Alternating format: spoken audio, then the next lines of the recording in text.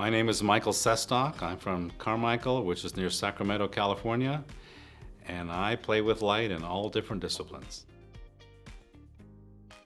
When I transitioned from one career to the next, the easy place to start was to hang Christmas lights for folks, to play with light, because that was the fun stuff. That was the temporary light you could play with. You could make a mess. Everything worked. Nobody had the wrong thing, although we could judge later. But that was a tool to start playing with light and getting a business model down for folks that wanted you to come back year after year.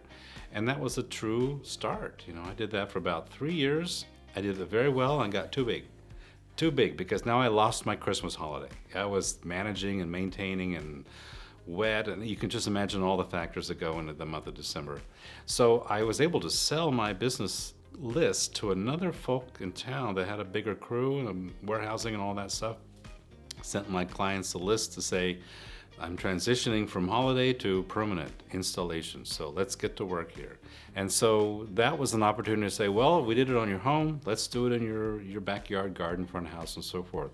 From there, we went inside the house, and that's where the big money and the big opportunity really started to come to play, because you're dealing with people's personal spaces versus the outdoor entertainment place. I think exposing Sacramento to the world of colored light and messaging with light has been where my major focus is now. Once I was able to show a developer how we can apply light to his underpass with colored light, it was like a poof, aha moment of, this is fun, and this is big scale, and this is very public, not just private in the backyard.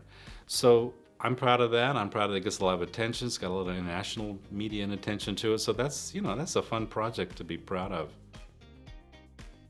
I can't think that it has had a deciding factor. I think I, as a supplier, a specifier and a supplier, rely on the manufacturer to have that put together so that it would just work. Can't say that it has.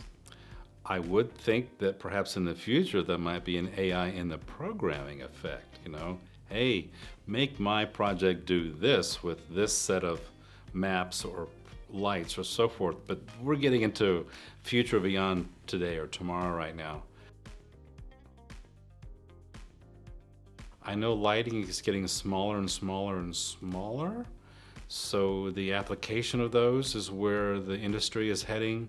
When you get into hospitality and probably some residential areas, depends on the product you're using and the scale of the project. We have some massive lights to use for massive projects, massive buildings, but I think the smaller and smaller it's getting gives us a whole new world of application.